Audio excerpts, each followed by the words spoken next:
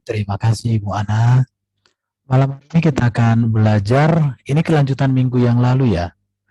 Minggu yang lalu kita sudah bahas satu topiknya, minggu ini kembali kita lanjutkan. Tapi kali ini saya ambil dari Ulangan 18 ayat 18. Ya, ini seringkali diklaim mereka bahwa ini dibuat tentang Nabi Muhammad ya.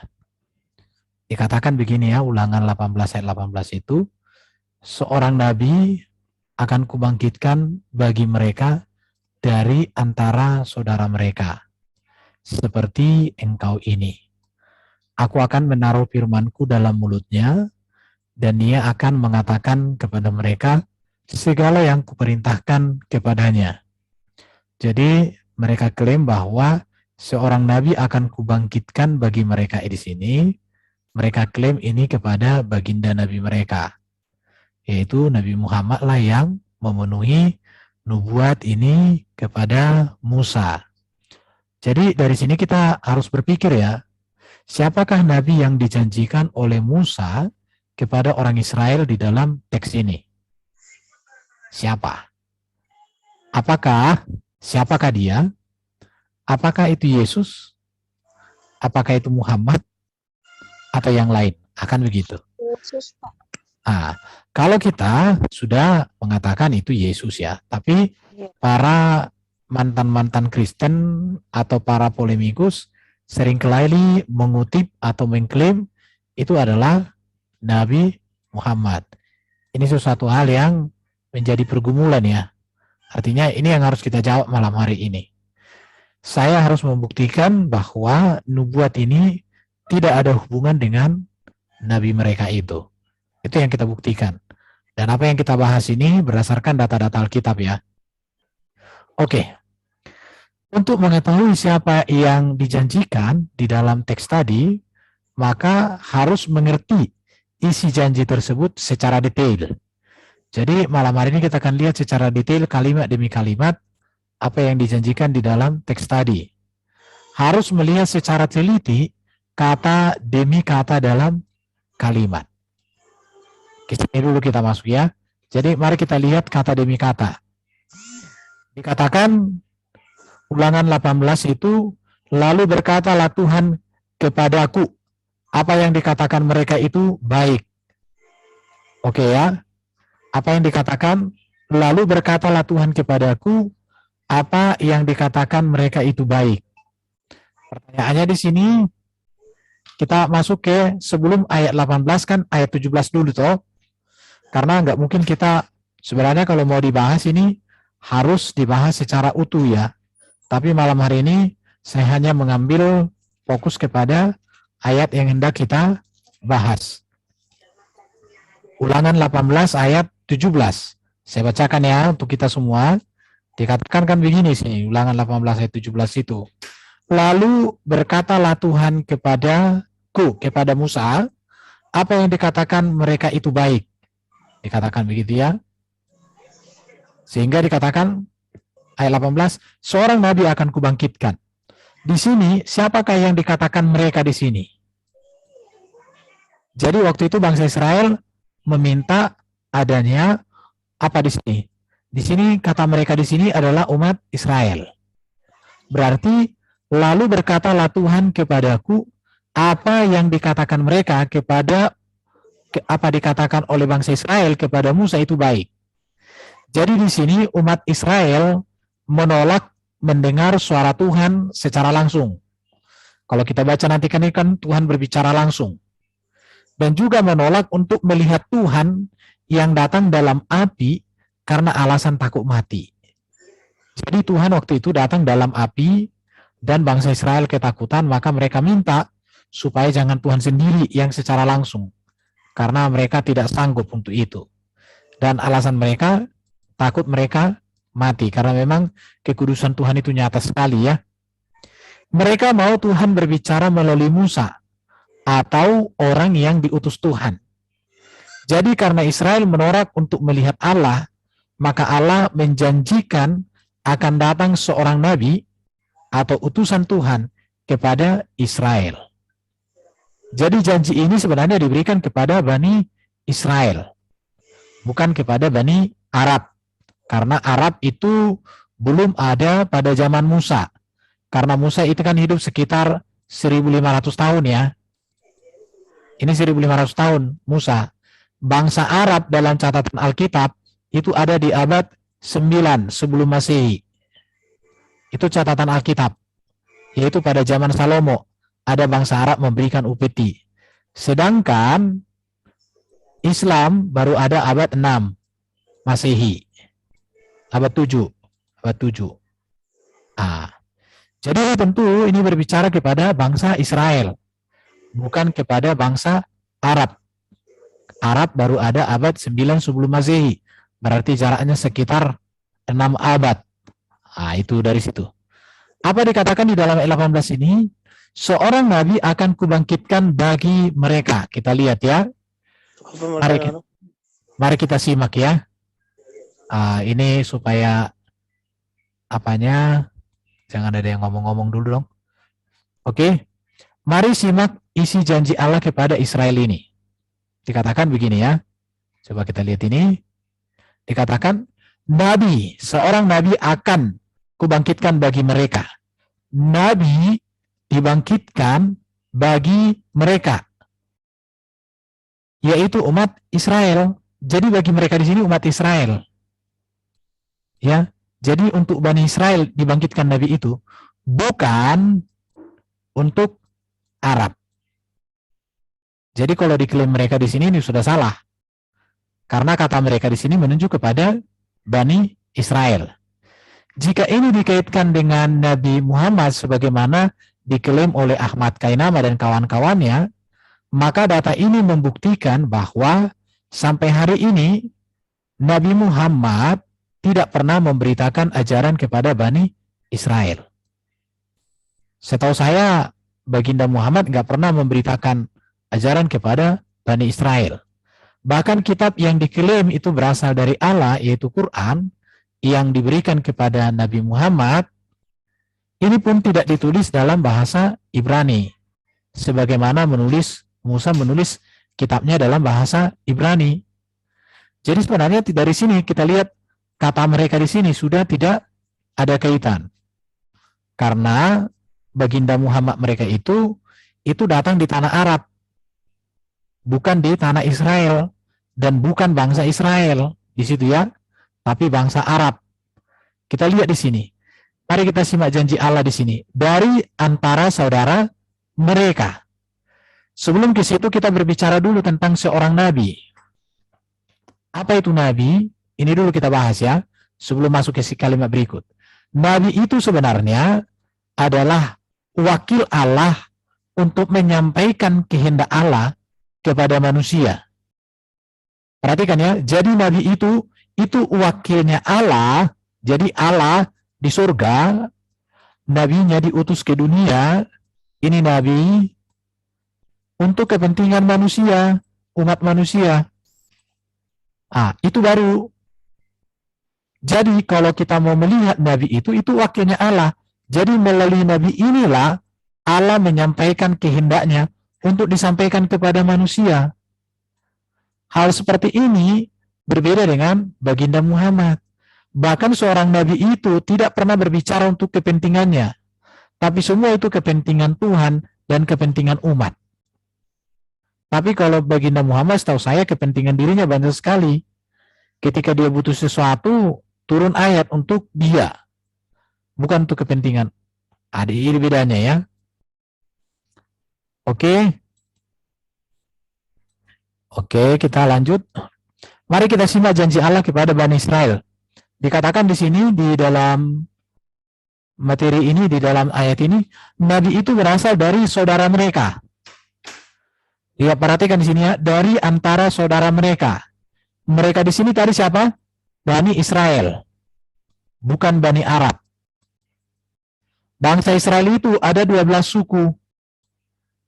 suku. Jadi saudara dalam konteks ini menunjuk kepada saudara-saudara. Bisa dibandingkan di sini. Jadi saudara-saudara, 12 suku Israel. Pertanyaannya, apakah Ismail yang mereka klaim itu sebagai suku Israel. Apakah itu bagian dari Bani Israel? Nah, ini harus kita jawab ya. Harus kita jawab. Apa harus kita buktikan nanti nih? Kita melihat bahwa Abraham itu kan punya satu istri. Abraham ya. Istrinya satu, yaitu Sarai. Tapi Sarai ini kemudian memberikan budaknya menjadi apa kepada Abraham untuk melahirkan keturunan, namanya Hagar. Hagar ini orang Mesir. Ini orang Mesir. Kemudian Sarah ini melahirkan satu anak namanya Ishak. Ini melahirkan satu anak namanya Ismail. Ishak melahirkan Yakob. Ya, Esau dan Yakob. Ismail melahirkan banyak. Ada 12 keturunan. Israel yang disebut itu adalah Yakob. Yakob ini punya anak 12. Nah, ini harus kita tahu. Jadi dari data ini, ketika disebut saudara mereka, ini mengacu kepada ini. 12 suku Israel, keturunan Yakob. Bukan mengacu kepada turunan Ismail. Kenapa? Karena ketika Hagar diusir oleh Sarah dan Abraham, mereka ini pergi ke Mesir. Bukan pergi ke tanah Arab, bukan ke Arab, bukan. Nah, ini yang harus diketahui. Jadi ketika dikatakan di dalam Ulangan 18 ayat 18, dari antara saudara mereka itu menuju kepada 12 suku Israel. Nah, ini yang harus diperhatikan betul-betul di sini. Oke, kita lanjut ya, kita lanjut. Jadi, jika mau menarik kepada Yakub, maka saudara Yakub yang dimaksud tentu Esau. Jadi kalau saudara di sini dikaitkan dengan Yakub, maka ini harusnya Esau ini, Esau, bukan Ismail. Karena saudara yang sangat dekat dengan Yakub itu ya Esau. Tetapi yang dimaksud di sini tentu 12 suku Israel di situ. Jadi klaim yang mereka katakan itu jelas-jelas itu udah gugur ya. Ada yang mengatakan bahwa yang dimaksud dengan saudara adalah Ismail, maka perlu mempertimbangkan data berikut. Sebentar ya. Jadi, jika ada yang mengatakan bahwa yang dimaksud di sini saudara adalah Ismail, kalau dimaksud di sini Ismail, maka harus dipertimbangkan data Alkitab berikut. Yang pertama, di dalam Alkitab, Ismail dan keturunannya itu selalu memiliki makna negatif dalam hubungannya dengan Israel. Coba saya baca di dalam Mazmur 120 ya. Mazmur 120 itu hal negatif. Coba saya baca dulu sebentar. Dikatakan begini ya. Karena kita mau belajar malam hari ini. Dan kesesakanku, aku berseru kepada Tuhan, dan Ia menjawab aku. Ya Tuhan, lepaskanlah aku daripada bibir dusta, daripada lidah penipu. Apakah yang diberikan kepadamu, dan apakah yang ditambahkan kepadamu, hai lidah penipu, panah-panah yang tajam dari pahlawan dan bara kayu ara. Celakalah aku karena harus tinggal sebagai orang asir di Mesek, karena harus diam di antara kemah-kemahnya Kedar. Cukup lama aku tinggal bersama-sama dengan orang-orang yang membenci perdamaian. Aku ini suka perdamaian, tetapi apabila aku berbicara, maka mereka menghendaki perang. Jadi hal yang negatif, bahwa memang suku Kedar yang adalah keturunan Ismail itu memang orangnya ya dikatakan di sini, celakalah aku karena harus tinggal sebagai orang asing, karena harus diam di antara kemah-kemah Kedar. Cukup lama aku di sana bersama-sama dengan orang-orang yang membenci perdamaian. Benci perdamaian. Baru dikatakan juga Ismail dan keturunannya bukan pewaris janji Allah kepada Abraham, tetapi Ishak dan keturunannya. Jadi kalau ini diklaim kepada saudara mereka di sini, diklaim mereka ini adalah bagindanya mereka, maka ini bertentangan dengan kenyataan atau data yang ada di situ ya. Oke, kita lanjut. Baru dikatakan seperti engkau ini. Engkau di sini siapa? Musa. Jadi seorang nabi itu yang akan dibangkitkan Tuhan bagi bangsa Israel harus seperti Musa. Kita akan melihat seperti apa Musa ini. Kita lihat ya. Jadi nabi itu harus seperti Musa. Untuk mengetahui apakah Nabi Muhammad itu seperti Musa, maka harus memperhatikan data berikut. Data-data ini harus kita perhatikan ya. Yang pertama, Musa itu bangsa Israel dan berbahasa Israel. Tetapi baginda yang mereka klaim itu bangsa Arab dan bahasa Arab. Dari sini sudah berbeda. Oke, kita lihat lagi ya. Musa itu sekolah, berpendidikan di kerajaan. Tapi bagi baginda Muhammad, bagaimana? Mereka mengatakan buta huruf, berarti nggak sekolah dong. Baru dikatakan Musa itu seorang yang jenius. Ya, tapi kalau dikatakan baginda Muhammad ya seperti ini. Atau dikatakan umi kadangnya, artinya ada yang mengatakan buta huruf, ada yang mengatakan tidak sekolah, urusan mereka. Tapi dari sini sudah berbeda. Yang berikut, Musa mengadakan banyak mujizat. Tapi baginda Muhammad, saya belum tahu apakah dia pernah mengadakan mujizat. Tapi di dalam surah ini dikatakan Muhammad tidak ada mujizat. Jadi ketika dikatakan Nabi yang akan kubangkitkan bagi mereka dan renta saudara mereka, seperti engkau ini, dari kriteria ini tidak memenuhi. Ya, kita lihat lagi kriteria berikut ini. Musa itu menerima wahyu langsung dari Allah. Kalau kita melihat tentang Musa, dia langsung berbicara dengan Allah, Allah berbicara dengan dia, Allah menyatakan diri dalam kuasa, kemuliaan, dalam gemuruh kepadanya itu kan. Tetapi bagaimana dengan bagindanya? Kita lihat kalau baginda Muhammad itu menerima wahyu itu semua melalui malaikat Jibril. Setahu saya tidak pernah langsung di situ ya, tidak pernah langsung ya. Baru kalau kita melihat dia bahwa Musa melihat langsung kemuliaan Tuhan, sedangkan baginda Muhammad dikatakan tidak pernah melihat kemuliaan Tuhan.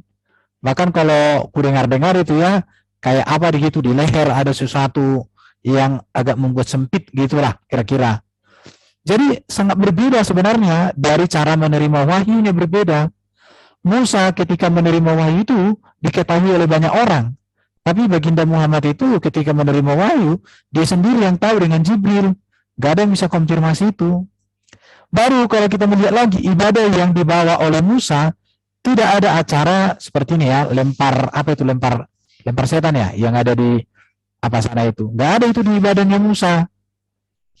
Di tabernakel nggak ada. Di tabernakel itu cukup hanya tabernakel.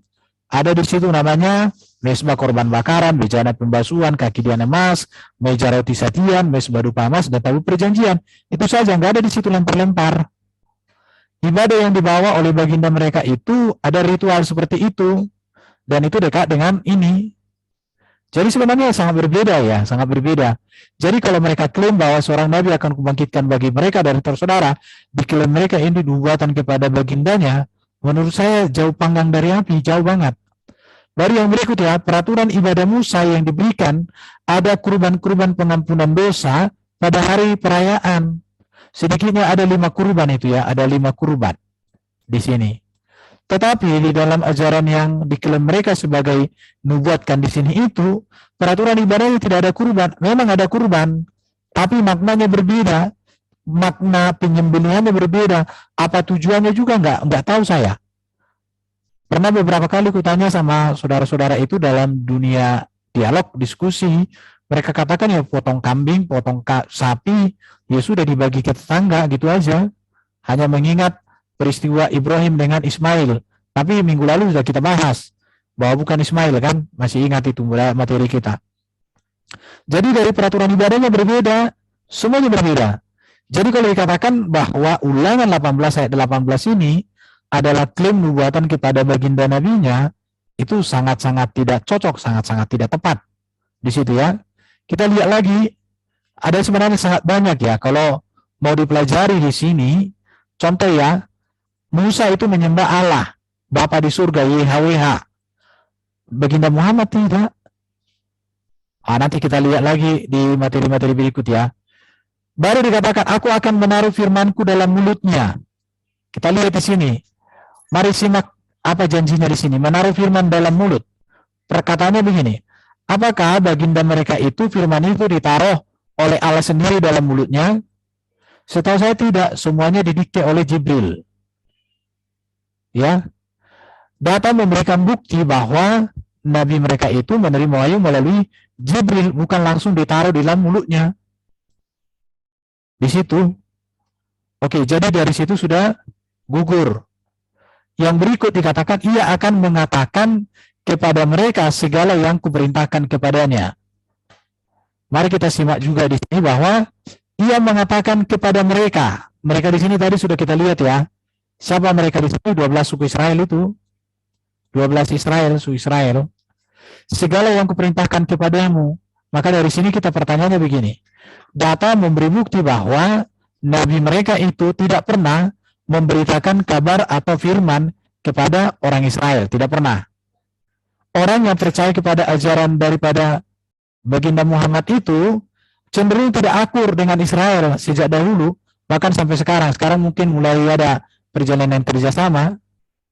Jadi dari sini kita melihat bahwa sudah benar-benar tidak ada kaitan mau nubuat ini kepada baginda nabi mereka.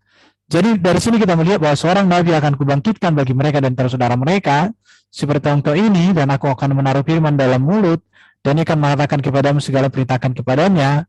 Maka saya katakan bahwa setelah kita membaca dengan teliti, maka nubuat ini tidak tepat jika diklaim sebagai nubuatan tentang Muhammad. Jadi mereka itu hanya tahu ngeklaim aja. Ya, mari kita lihat kriteria Ulangan 18 ayat 18. Ini mustahil dilakukan semua orang. Yang sangat tepat dengan kriteria tersebut hanya Yesus. Perhatikan. Jadi yang bisa menggenapi nubuatan ini hanya Yesus. Mengapa? Yang pertama kita lihat garis kelahiran. Ini perlu ya. Musa lahir dari garis suku Lewi dan Yesus lahir dari suku Yehuda. Suku Lewi dan suku Yehuda merupakan suku Israel dan ini saling bersaudara. Jadi tepat ya. Sekarang kita melihat di masa kecil perbandingannya. Musa akan dibunuh oleh bangsa Mesir. Yesus pun akan dibunuh oleh Herodes. Sama, memiliki kemiripan. Panggilan. Musa dipanggil keluar dari Mesir. Yesus juga dipanggil keluar dari Mesir. Yaitu saat setelah Herodes mati. Jadi sangat cocok bahwa ini kepada Yesus kepemimpinan. Perhatikan ya. Musa memimpin bangsa Israel keluar dari Mesir. Di sini ada kata keluar dari Mesir. Menuju tanah perjanjian. Yesus memimpin umat manusia dari dunia menuju surga. Maka disebut surga itu adalah Yerusalem baru, tanah perjanjian yang baru. Oke, pengajaran, perhatikan di sini. Musa menyampaikan hukum Taurat dalam kitab perjanjian lama. Ini semua disampaikan Musa, hukum Taurat. Yesus itu menggenapi hukum Taurat dan kitab perjanjian baru. Mereka bukan menggenapi, tapi mereka katakan menyempurnakan. Pertanyaannya, apa yang disempurnakan? Kalau memang menyempurnakan, kenapa tidak berani menyatukan kitab Taurat dengan kitab mereka? Akan itu pertanyaannya. Kalau disempurnakan, setelah disempurnakan dihilangkan gitu. Mengapa kisah-kisah di dalam kitab Taurat banyak bertentangan dengan kitab yang ada mereka miliki? Jadi tidak mungkin. Baru kita bicara jabatan. Musa itu nabi Israel. Yesus pun nabi di Israel. Yesus berperan sebagai nabi, imam besar, dan raja. Dan ini pun ada pada Musa loh.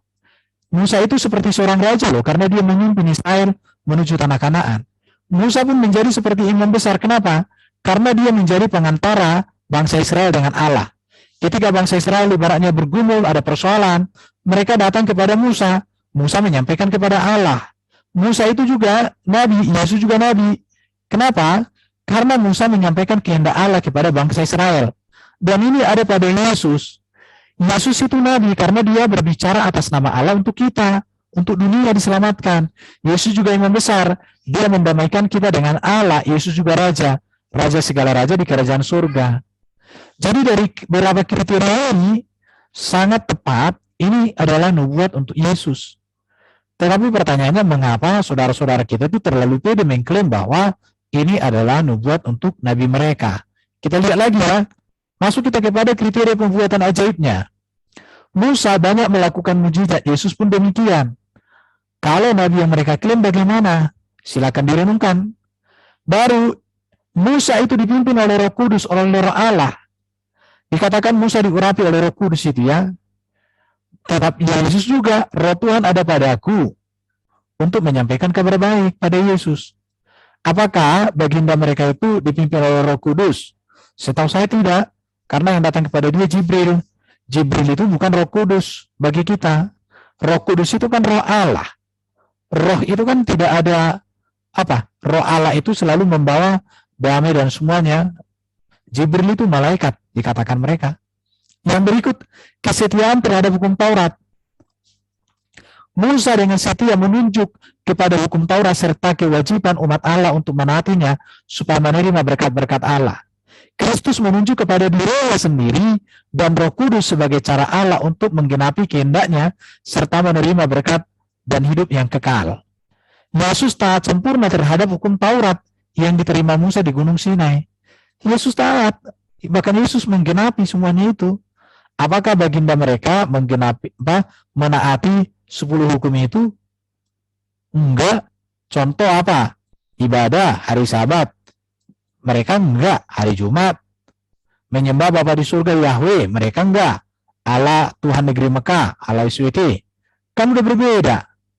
Baru menyebut nama Tuhan sembarangan. Bagi mereka nama Allahnya itu Allah. Bisa disebut kapanpun. Bahkan ketika terjadi peristiwa di gereja, pakai nama itu juga. Dan lain sebagainya. Di situ. Jadi banyak sekali. Sekarang hukum ibadah. Kita akan bicara ini perbedaannya. Musa melaksanakan hukum-hukum korban, Yesus menggenapi hukum-hukum korban, yaitu di dalam dia. Apakah Muhammad melakukan hukum-hukum korban? Tidak. Memang ada korban yang dilakukan oleh saudara muslim, tapi tidak ada hubungan dengan ini. Karena kurban yang dikerjakan oleh di dalam hukum Taurat, itu berbicara keselamatan, pendamaian, penebusan. Dan itu yang disempurnakan Yesus. Maka di dalam Yesus, manusia diselamatkan, manusia ditebus, manusia dibawa ke surga, dan sebagainya. Apakah itu makna korban di dalam ajaran saudara kita sebelah? Tidak. Musa merayakan hari raya besar, seperti Paskah, Pondok Daud. Yesus melanjutkan dan menyempurnakan ibadah itu. Apakah Muhammad melakukan hal ini? Menurut saya tidak. Tidak pernah orang muslim merayakan Paskah, tidak pernah orang muslim merayakan Pondok Daun, dan semuanya itu enggak. Tapi Yesus merayakan itu. Bahkan Yesus menyempurnakan ibadah itu di dalam dirinya. Musa itu pusat ibadahnya di tabernakel, yang kemudian dibangun Salomo namanya Bait Allah. Yesus juga ibadahnya itu di tabernakel, di Bait Allah, bahkan memurnikan Bait Allah. Yesus marah ketika Bait Allah di halamannya itu dipakai untuk berjualan, dan ini menjadi rumah dua bagi segala bangsa. Apakah ini dilanjutkan oleh baginda Muhammad? Kan tidak. Tidak ada. Maka Ulangan 18 ayat 18 ini tidak tepat dikaitkan dengan nabi mereka itu. Baru dikatakan nabi itu harus didengarkan. Allah menyatakan bahwa Yesus harus didengarkan. Kan dikatakan Ulangan 18 ayat 18 tadi bahwa harus didengarkan. Ini dikatakan loh oleh Allah sendiri. Dikatakan inilah anak yang kukasihi, kepadanya lah aku berkenan, dengarkanlah dia. Siapa yang ngomong di sini? Bapa Yahweh. Bapa itu yang bersuara langsung. Dengarkanlah Yesus. Dengarkanlah dia di sini. Jelas sekali Allah memerintahkan agar Yesus harus didengarkan. Bahkan dikatakan di dalam Ulangan 18 tadi, dialah yang harus kamu dengarkan. Perhatikan, kalimat berikut dikatakan Allah menaruh firman-Nya dalam mulutnya. Artinya begini ya. Bentar. Dikatakan Allah menaruh firman-Nya dalam mulutnya itu, kita melihat di sini bahwa Yesus itu adalah firman Allah yang diturunkan ke dunia ini. Tujuannya apa? Untuk menerima dan mengajarkan serta menerangkan firman serta menggenapi seluruh firman Tuhan di dalam konteks apa? Di dalam PL. Maka Yesus berkata, sebab aku berkata-kata bukan dari diriku sendiri, tetapi Bapa yang mengutus aku, dialah yang memerintahkan aku untuk mengatakan apa yang harus aku katakan, aku sampaikan. Jadi Ulangan 18 ini terlalu berani mereka atau terlalu bodoh para polemikus itu kalau ini mereka klaim menunjuk kepada nabi mereka. Itu satu kegagalan, satu kesalahan yang sangat fatal yang mereka lakukan. Seharusnya mereka pede bahwa nabi mereka adalah nabi yang baru, kitab mereka adalah kitab yang baru, Allah mereka adalah Allah yang baru yang tidak ada kaitan dengan apa yang diyakini oleh Yahudi dan Kristen. Walaupun mereka klaim bahwa mereka penyempurna, tetapi sebenarnya tidak ada yang disempurnakan. Itu menurut apa yang kita sampaikan. Bahkan yang hebatnya lagi ya, Yang hebatnya lagi, Rasul Petrus menyampaikan khotbahnya bahwa nubuat Musa di dalam Ulangan 18 ayat 18 sampai 19 ini pada zaman Kisah Para Rasul ini, bahwa Tuhan Allah akan membangkitkan bagimu seorang nabi dari antara saudara-saudaramu sama seperti aku ini, diklaim, dinyatakan oleh Petrus bahwa itu adalah nubuat tentang Yesus Kristus. Ini tahun berapa ini? Abad pertama. Siapa Petrus ini? Petrus ini adalah soko guru, pemimpin para rasul setelah Yesus terangkat ke surga. Dia dalam pimpinan Tuhan mengatakan bahwa Ulangan 18 ayat 18 sampai 19 itu nubuatan tentang Yesus yang sudah digenapi. Bahkan juga Stefanus, siapa Stefanus ini? Stefanus ini adalah mati martir pertama. Karena dia menyatakan imannya secara terbuka di depan umum tentang Yesus adalah Mesias yang dijanjikan, maka dia dirajam, dilempari dengan batu sampai mati. Stefanus bersaksi dengan gagah berani bahwa nabi yang seperti Musa, perhatikan di sini ya, nabi yang seperti Musa itu adalah Yesus Kristus. Meskipun pada akhirnya Stefanus dirajam oleh batu oleh orang-orang Yahudi. Jadi sudah terbukti bahwa data Alkitab menyatakan bahwa nubuatan di dalam Ulangan 18 itu adalah nubuatan tentang Yesus, kepada Yesus, bukan terhadap Muhammad. Jadi berdasarkan nuraian yang sudah kita dengarkan ini, pertanyaannya kalau ada kata, siapakah yang dinubuatkan oleh Musa di dalam Ulangan 18 ayat 18 itu? Jawabannya, jika membaca itu bersikap jujur, para polemikus mampu bersikap jujur, mereka masih berpikir normal, mereka tidak akan sungkan untuk mengakui bahwa ajaran Kristen yang menyatakan bahwa itu adalah Yesus tepat. Jadi Yesuslah sang Mesias yang dinubuatkan, Yesuslah sang Nabi, Yesuslah sang Imam Besar Agung yang dijanjikan oleh Allah kepada Musa, dan itu sudah dinyatakan digenapi oleh Yesus. Oke, sampai di sini dulu untuk sesi ini. Kita masuk ke dalam diskusi. Terima kasih kawan-kawan yang mau bertanya atau mau menambahkan, silahkan.